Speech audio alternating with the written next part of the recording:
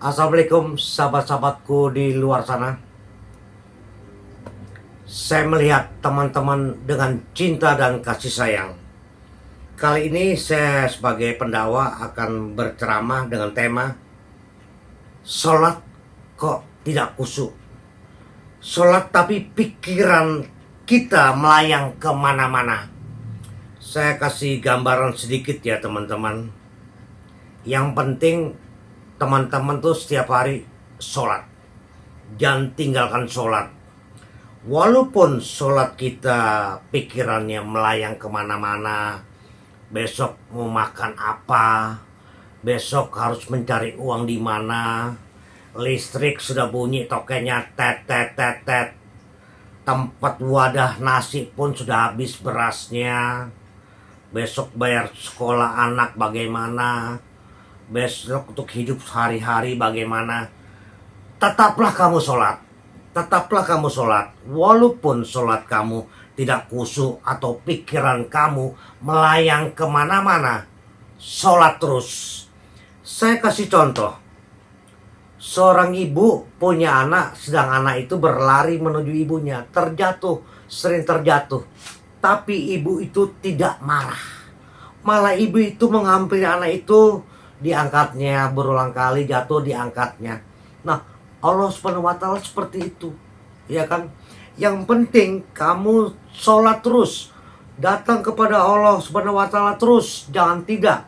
Ya, Allah itu sangat suka kepada orang-orang yang sholat, walaupun tidak khusyuk pun gak masalah, ya kan? Yang penting hati kamu betul-betul datang kepada Allah. Istilahnya seperti ini, setiap kali engkau berusaha kembali, saat itulah Allah menyambutmu. Setiap kali engkau berusaha kembali, saat itulah Allah menyambutmu. Jadi teman-teman gak usah takut. Tapi kalau teman-teman, aduh sholat saya gak khusyuk, pikiran saya kemana-mana, setan menang di situ. Gitu guys. Jadi teman-teman jangan kalah dengan setan, ya kan? Kalau teman-teman jadi malas sholat, ya, setan malah menang di situ. Jadi pun walaupun teman-teman sholatnya nggak khusyuk, pikiran kemana-mana, jalanin terus. Karena Allah sangat suka pada orang-orang sholat. Nanti Allah akan membantu kamu, ya, membantu kamu. Bagaikan seorang ibu tadi, anaknya berlari kepada ibunya, jatuh berulang kali diangkatnya, tidak ada marah. Gitu teman-teman. Jadi teman-teman harus datang kepada Allah. Nah, sholat itu artinya komunikasi pribadi kamu, ya, kepada Allah SWT. Kau curhatlah, ya, kau mengadulah tentang hidupmu yang pahit, yang manis, kau mengadu, ya, tentang permasalahan hidupmu. Pasti Allah akan membantu kamu. Nah, lama-lama sholat kamu akan khusyuk, karena di samping kiri kanan kamu ada malaikat-malaikat Allah yang menjaga kamu, gitu. Yang saya bilang tadi, setiap kali engkau berusaha kembali, saat itulah Allah SWT menyambutmu. Jadi teman-teman jangan kalah dengan sholat. Jangan kalah sholat. Sholat saya nggak khusyuk Pak Ustadz, Pak Ulama, Pak Kiai, Pak Habib, saya nggak khusyuk. Saya pikiran saya kemana-mana. Tetap kamu sholat. Terus berusaha. Karena Allah sangat suka pada orang yang datang kepadanya. Dan Allah pasti menyambutnya. Gitu ya. Jadi teman-teman kalau teman-teman malas sholat, berusahalah lawan. Lawan itu rasa malas itu. Lawanlah rasa nggak khusyuk itu yang bilang pikiran kemana. Lawan. Pasti Allah akan menyambutmu. Jadi teman-teman jangan tinggalkan sholat. Karena sholat itu adalah hubungan pribadi kamu kepada Allah SWT. Kau mengadulah situ, sampailah kau menangislah di situ, ya, sehingga Allah akan mendengar doa kamu. Jangan tinggalkan sholat. 5 waktu kau jalankan, ya. Itu sudah aturan jamnya, sudah ada semua. Kau jalankan saja, cuma 5 menit, 10 menit. Gak terasa guys, daripada kau mengejar dunia.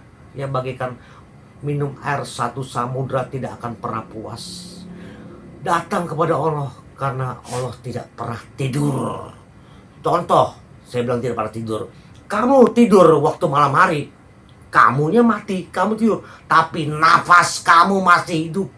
Artinya Allah SWT tidak pernah tidur, selalu melihat keadaan kamu, selalu melihat perbuatan kamu. Jadi mulai saat ini, walaupun tidak khusyuk, sholat terus dan sujud terus, berbisik di bumi terus, pasti di langit ketujuh mendengarnya, pasti Allah akan menyambut kedatangan kamu karena kau betul-betul manusia yang soleh. Mulai saat ini buat dirimu menjadi yang soleh, menjadi manusia soleh.